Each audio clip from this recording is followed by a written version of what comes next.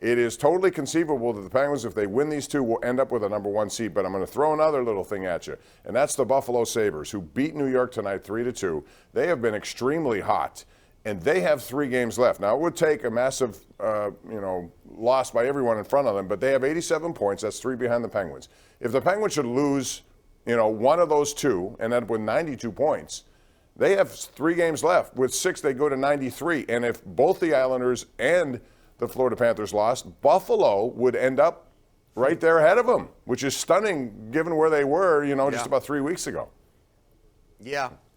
Yeah, the Penguins are, I think, for me, after what happened 2 weeks ago before the Minnesota game when they got drilled in New Jersey and they looked lifeless, I thought it was going to probably be a tall task for them to make the playoffs. Not necessarily because I thought the other 2 teams would be unbeatable, but I just didn't think the Penguins would be able to string 4 wins together, to beat Minnesota, to go to Detroit and win, and then win these 2 games against laughingstock teams at the end of the year. They looked so good in Detroit. Now you can't take your foot off the gas. There's going to be no excuse for Chicago to come in here and even be a competitive team. It's your final regular season home game. That should be a fairly rambunctious crowd. I would expect that it's close to a sellout, it being fan appreciation night. It should be very loud in that building. It should feel almost like a quasi-home game. You should not lose that game under any circumstance.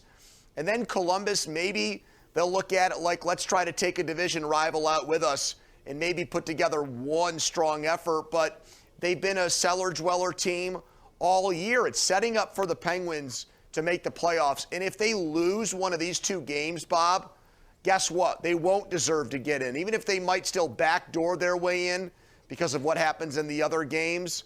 No, you can't lose one of these two games. That would be a total disaster for a franchise that's made the playoffs 16 straight years. Right, and if you can't beat these 2 teams, then quite frankly, you don't deserve a spot in the playoffs. We're going to take a break, Andrew. When we come back, we'll talk about the Pirates and a big loss yesterday. O'Neal Cruz is now out for 4 months. We'll talk about what that means moving forward, short-term and long-term. And OBJ joins Lamar Jackson. So is that little carrot dangling out there for Lamar to say come in and play, or does it even matter? We'll talk about that and more. 412-575-2600. Let us know what you think about these topics and more. We're right here live. It's the Ireland Contracting Nightly Sports Call on Pittsburgh CW and simulcast on 93.7 The Fan.